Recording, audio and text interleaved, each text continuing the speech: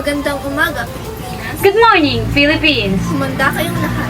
You better watch out! Bawal ang pikon, You better not cry! bawal ang nakasimangot, You better not laugh! dahil I tell you why. hatid namin sa inyo ang pinakahuli at pinakamainit na mga balita. We bring you the latest and hottest news. Ito ang This is Balita. News Balita.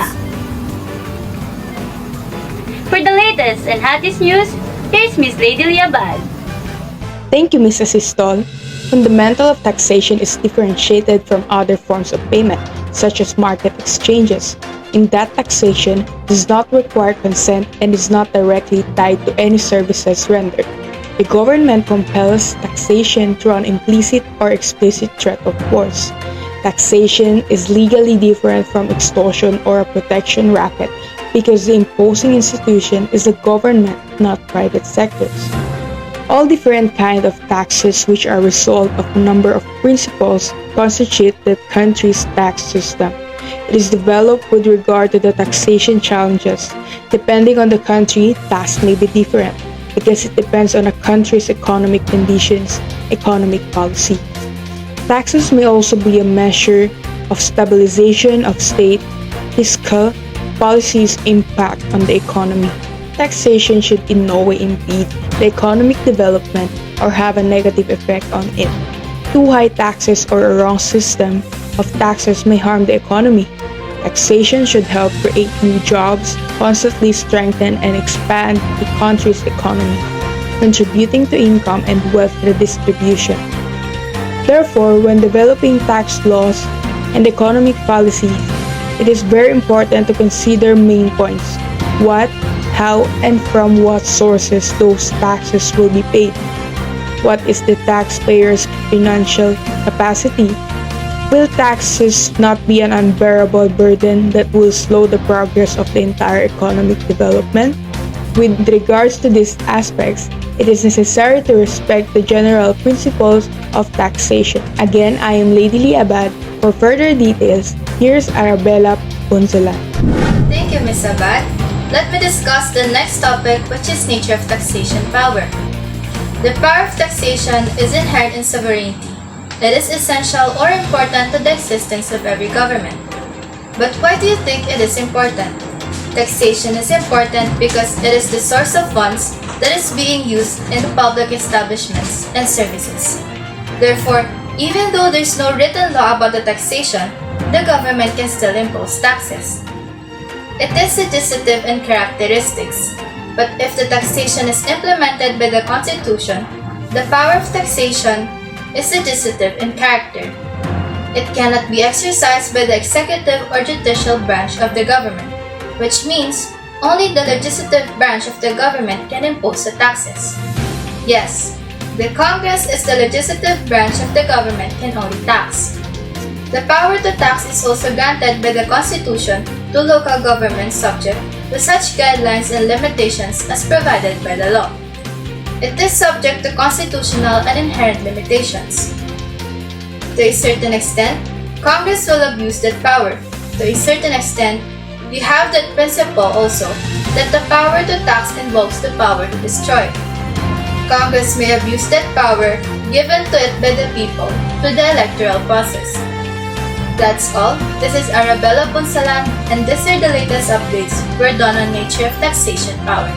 Now, let's hear from Elite Topacio. Thank you, Ms. Ponsalan. I am Ray Topacio, so now let's talk about the purpose of taxation.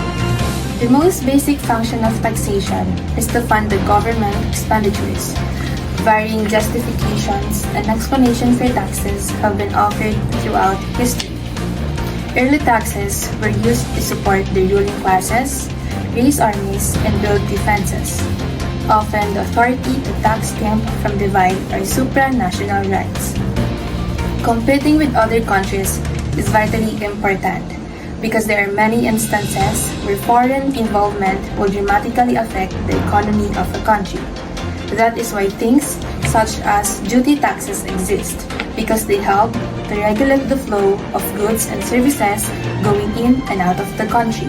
For example, if a company decided to charge company taxes of 75% of the value of whatever they bring into a country, then foreign imports would slow to an almost stop, which would increase the cost of goods in the country for a while, until companies start producing goods locally rather than buying overseas.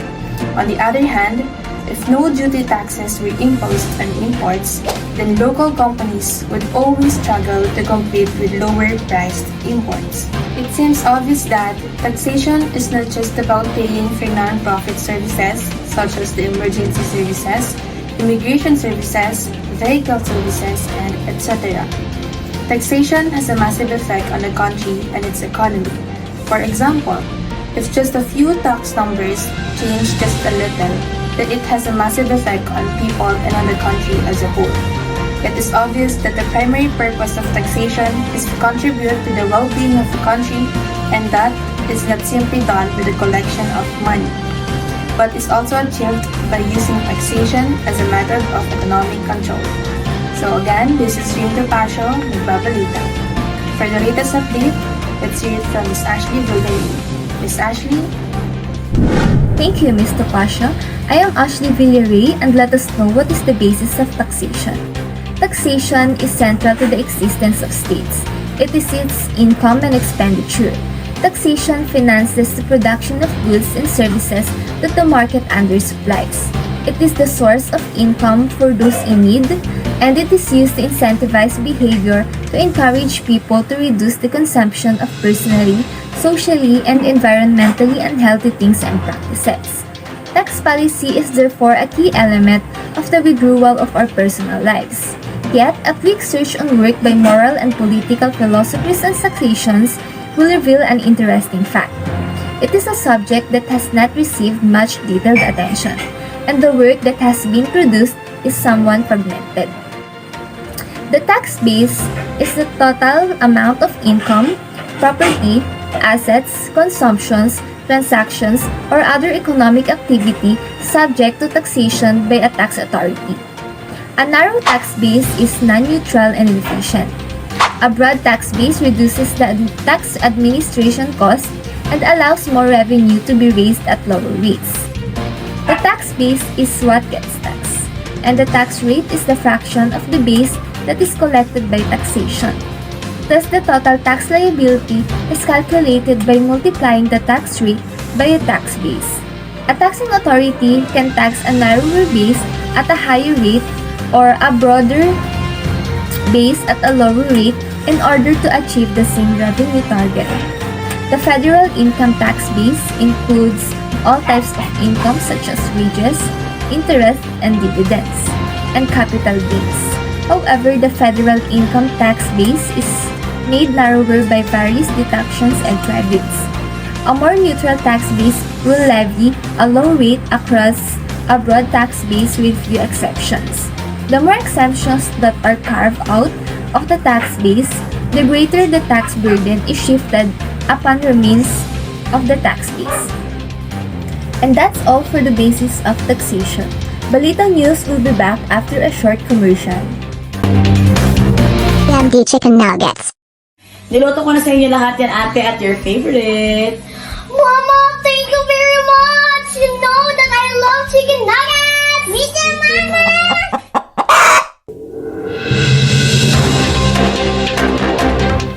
Nagbabalik ang Balitang News. I am Angela Santiago for the hottest and latest updates. Inherent limitation of the power of taxation. These limitation or restriction that spring from its very own power, while the power of taxation is inherent in sovereignty, there are also limitation or safeguard which spring from its very own inherent power.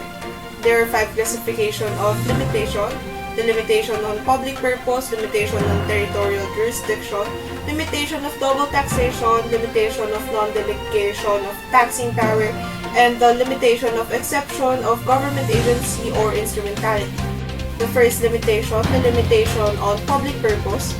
It is an essential characteristic of the power of taxation that the tax imposed is for a public purpose and not for a private purpose. It should be for a governmental purpose, for the public welfare or the common good. Limitation of territorial jurisdiction. The power of taxation is limited only within the boundary or territory of the state. The state cannot exercise its power of taxation outside its territory. If the subject of taxation is found abroad, then the state could not anymore tax that.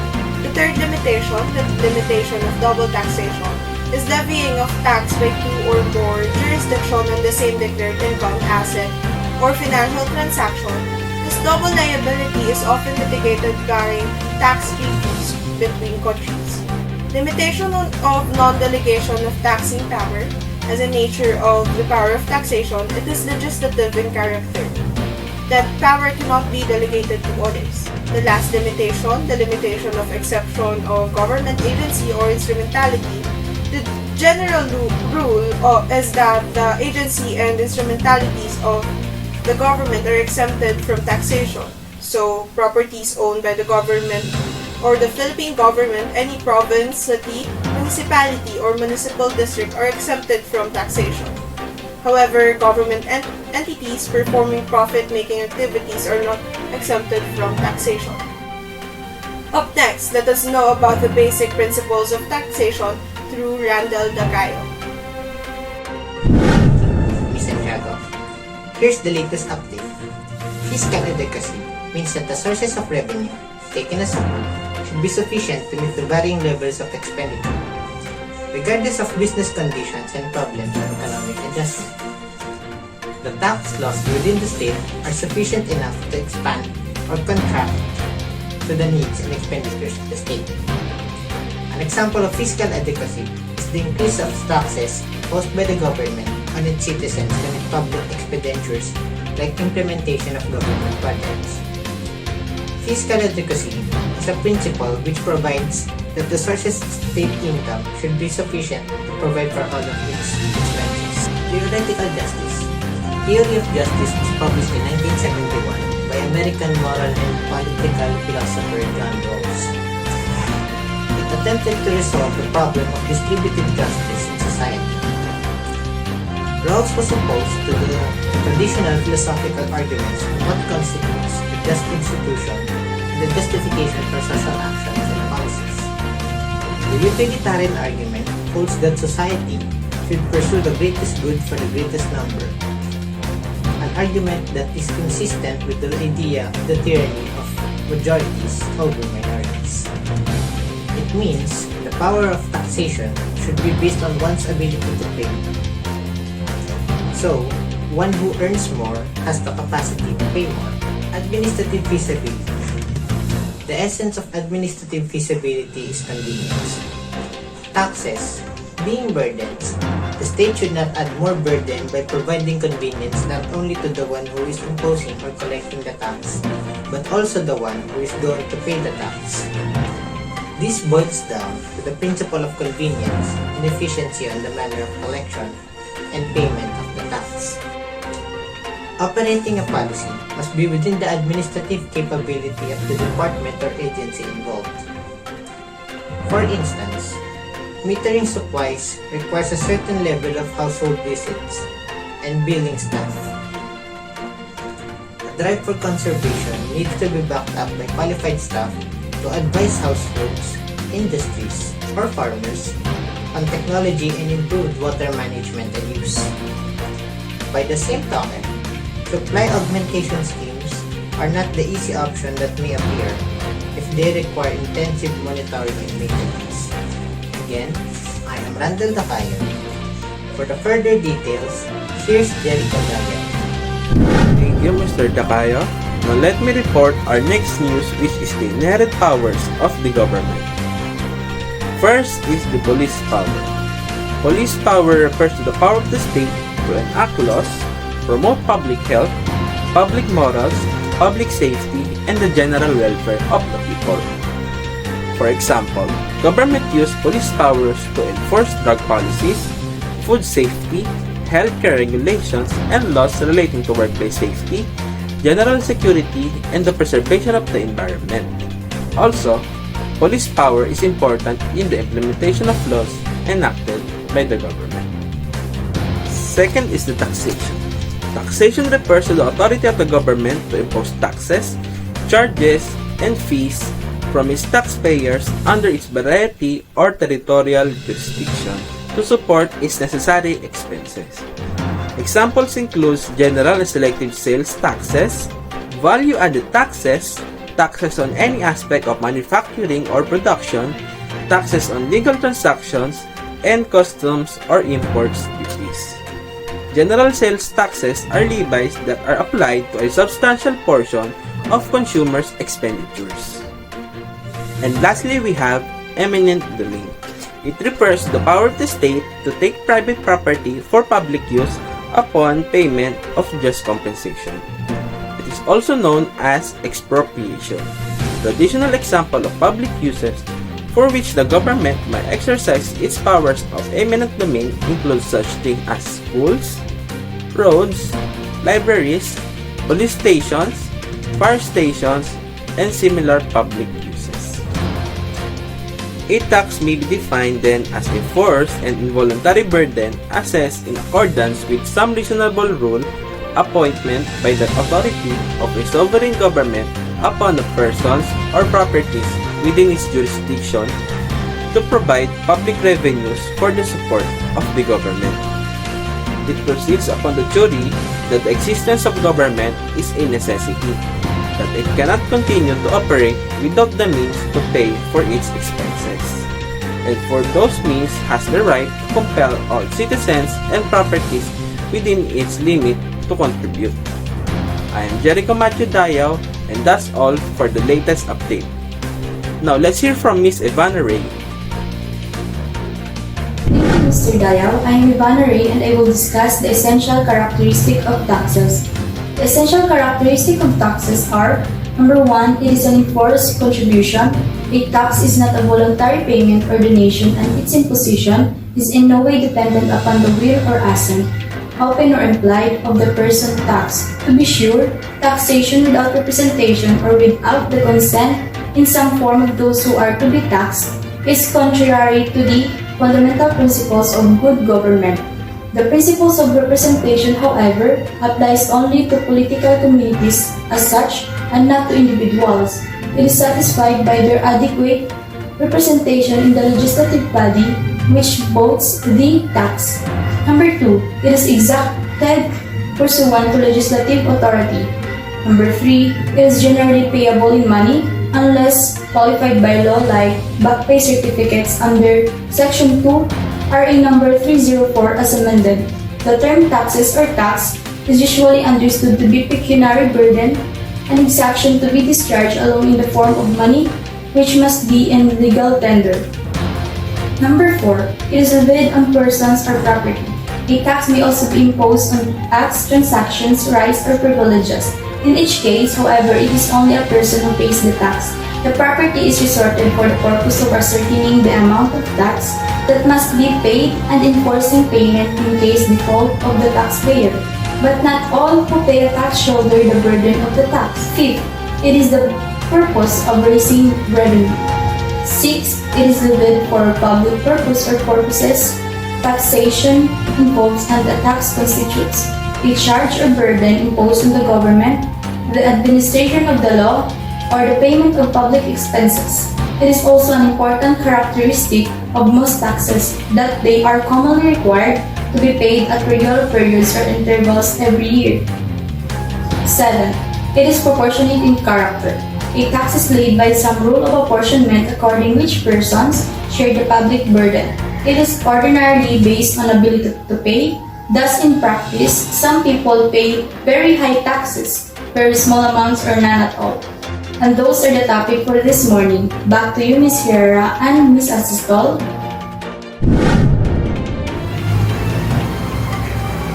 Yan po ang huling balita. That's the latest news. Paalam Pilipinas. Goodbye, Philippines. Hanggang sa susunod. Till next time. This is News Balita.